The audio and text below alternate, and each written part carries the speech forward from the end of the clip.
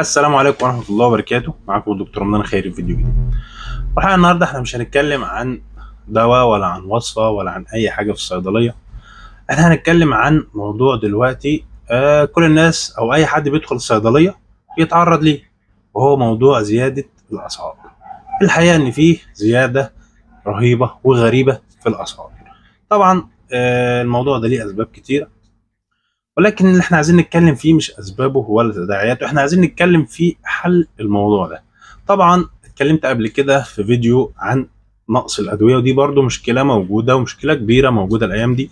وفي فيديو اتكلمت ازاي انك تلاقي ادويتك الناقصه وازاي توفرها بحل بسيط جدا، واقترحت على الناس حل جاب مع ناس كتير طبعا نتيجه، وناس كتير قالت فعلا عندك حق واحنا هنعمل كده فعلا. النهارده احنا بنتكلم عن زياده اسعار الادويه، وبصراحه الموضوع يعني ملوش، يعني هنقول ملوش اسباب، يعني ملوش ضوابط، ملوش نسب مئويه معينه لزياده الادويه. بنلاقي دواء ب 10 جنيه بيبقى ب 50، دواء ب 50 بيبقى ب 60، دواء ب 30 بيبقى ب 35، في دواء تاني ب 30 يبقى ب 50. فما فيش صراحه يعني حاجات نقدر نقول ده زياده بنسبه كذا او بنسبه كذا. لا، هي الزياده كده مش هنقول عشوائيه، ولكن هي زياده غير عاديه. طيب دلوقتي انت بتاخد دواء مثلا وليكن دواء معده ب 10 20 جنيه، لقيته ب 50 جنيه، وممكن تاخد نفس الدواء بنفس الماده الفعاله في شركه ثانيه بسعر اقل من كده، مفيش مشكله خالص. زي ما اتكلمنا وقلنا ان الادويه في مصر شركات كتيره باسماء تجاريه كتيره، ولكن هي نفس الماده الفعاله، بس حضرتك ما تعرفش غير الدواء اللي انت بتاخده. فممكن تسال الصيدلي اللي موجود في الصيدليه هل هذا الدواء ليه بديل بنفس الماده او مثيل بنفس الماده الفعاله بسعر يكون اقل.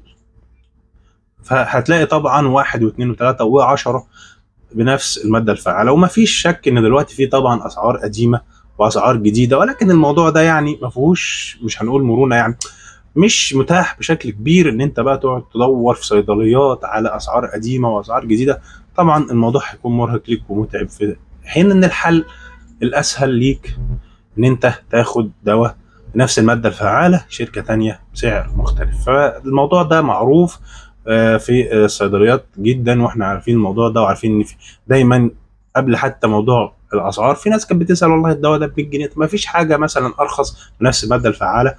فكنا طبعا بنستجيب وبنطلع دواء بنفس الماده الفعاله. وعلى فكره اعتقد انظمه صيدليات في دول كتيره بيعتمدوا الماده الفعاله، ولما بيروح يشتري الدواء في ناس بتقول له انا عايز مثلا اغلى حاجه بنفس الماده الفعاله، وفي ناس بتقول انا عايز والله ارخص حاجه بنفس الماده الفعاله. فالموضوع ده ما فيهوش مشكله ومش جديد علينا، وعايزينه كمان ما يكونش جديد عليكم، وعايزين يكون حل لمشكله زياده الاسعار. ان انت دلوقتي يعني مش بس الدواء اللي سعره بيزيد، طبعا حاجات كتير بتزيد سعرها، وحاجات كتير طبعا بيحصل تغيير في اسعارها. الدواء او حتى مكتوب عليه سعره، ولكن في حاجات تانية كتيرة بيزيد عليها سعرها بدون اي رقابة وبدون ما يكون السعر مع، يعني تبقى لسه شايفها مثلا ب10 بص تلاقيها بالليل او بكره ب20، وما تعرفش طبعا تتكلم ولا تجيب سيرة. فعلشان كده في الفيديو ده كنت بقدم لكم حل لمشكلة زيادة الاسعار، ان انت تقدر تجيب دواك هو بنفس المادة الفعالة بسعر اقل وبنفس الفعالية وبدون اي مشاكل ومن غير ما يحصل لك اي مشكله. ده كان موضوعنا النهارده. اتمنى ان الفيديو ده يكون مفيد للناس، واتمنى ان انتوا تستفيدوا منه. بس يا ريت تعملوا لايك للفيديو وشير الفيديو وتشتركوا في القناه عشان تشوفوا كل فيديوهاتنا الجديده ان شاء الله. واشوفكم في حلقه جديده، والسلام عليكم ورحمه الله وبركاته.